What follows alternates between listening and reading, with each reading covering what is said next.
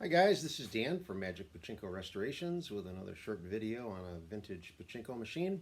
If you enjoy watching these videos, please click on the subscribe button down below so that you can view these at your leisure. And Magic Pachinko Restorations is the website, great place to go for all things pachinko. So this is an interesting machine. This was a machine sent to me by one of my collector customers down in Florida. This is a Nishijin Model A single shot, probably from the late 60s. And this machine had been restored. I did not do the restoration on this machine. Someone else put a new playfield on it. I've never seen a playfield like this, so I'm assuming it was a custom-made playfield. Yeah, they would have had to have pulled the nails and such. The cabinet, which normally would have been that kind of blonde wood, this restorer opted to paint it. So it looks pretty nice. Did some paint work down here. Did a pretty nice job. I mean, overall, the restoration is pretty nice. Did some things that I would have done a little bit differently, but suffice to say, it's a very nice machine. Very, very attractive machine. And the only reason that my collector sent it to me is that it was just off a little bit. It just wasn't functioning properly.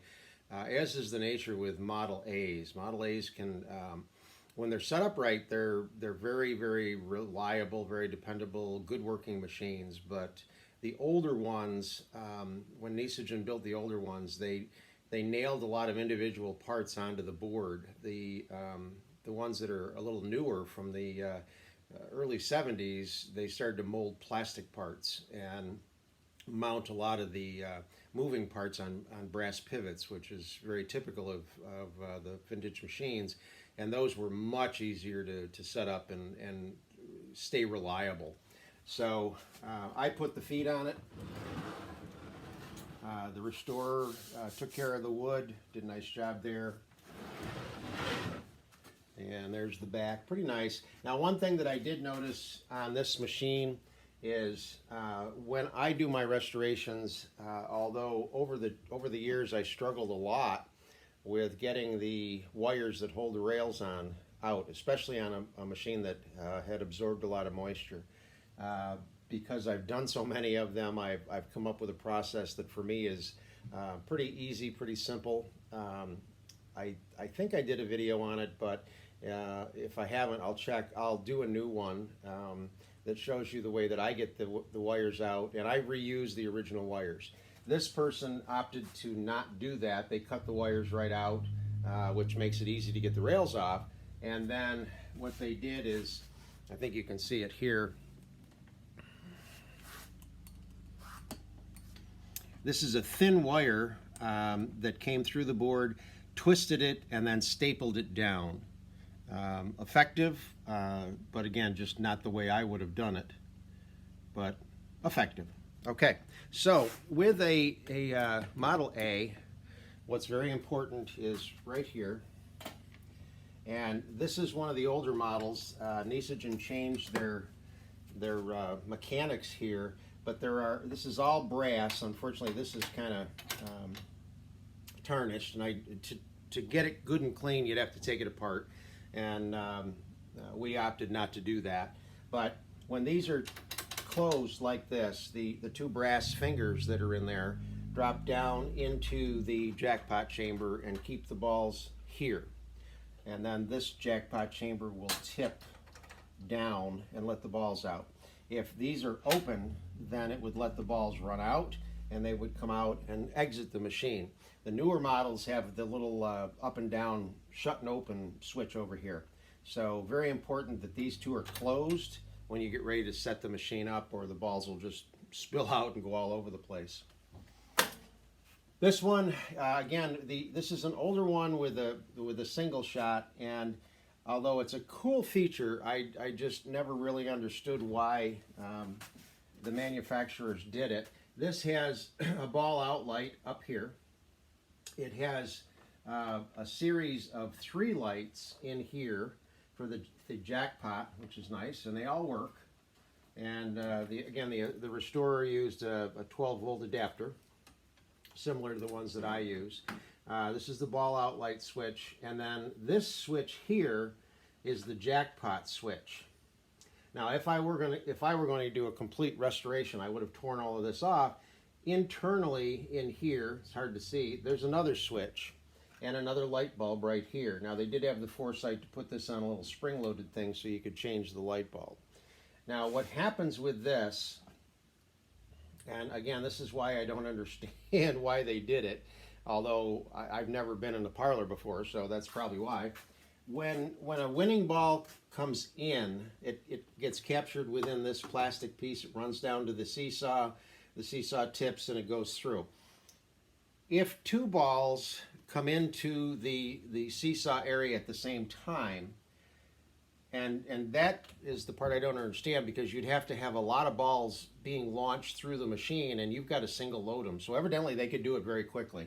But when the first one comes in, if another one is in before the seesaw gets a chance to actually tip, then that ball goes into a special area in here. And I'll show you on the other side where it goes in. And it'll store, I believe, 4 or 5 balls. I'm not sure how many. We'll try to get it to work when I turn the machine around. And then a light will come on, and this light does work. And what that means is that you have an extra win that you can claim. And again, I'll show you how to do that in just a second. So let's get this loaded up. Make sure this is closed. Make sure your seesaw is tipped back. Again, just a handful. Let's plug this in, because right now the ball out light should be on. Yep.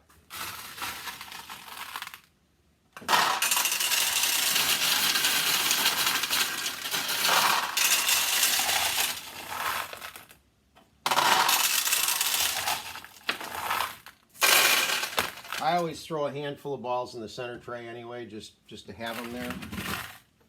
With a Model A, you don't need anything here to catch the balls, because they don't fall out of the machine. Okay, so with a Model A, you're just going to drop a ball in here. When there's enough balls, there's a little plate here that lifts out of the way and allows you to drop a ball in, and then you just launch it like you would normally launch a ball. And again, I don't know how the players must have been able to figure out how to launch balls very quickly. So there's a win. There's the jackpot light. And with a single shot, you don't have a feed tray here, so all the wins come out the bottom tray. So what I'm going to do, just to show you this, is I'm going to put 2 balls in the pay pockets at the same time. And the first one paid out, the second one didn't. It's caught in here, and this light comes on.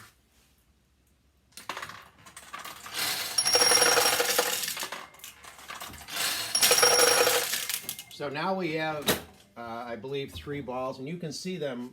I don't know if you can see them in the video, but right in here, there's a little window, and you can see the balls. They're queued up in there. And essentially, and this was a weird mechanism too, but you know,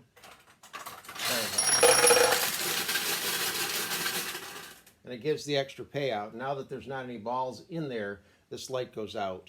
So this machine is functioning the way it should. Basically what I had to do with this machine, and this is the trickiest part, I'm going to see if I can get it in the light so that you can see it. It's this part right here. It's just on a nail, so it's very susceptible to being twisted and turned, and it just needs to sort of float there. It gets pushed up and down by this action and so on, and if this is off, the machine doesn't function properly, and that's what was wrong with this machine. So as soon as I got that adjusted right, everything else worked. So we're in good shape. Hope you enjoyed the video, and we'll see you next time.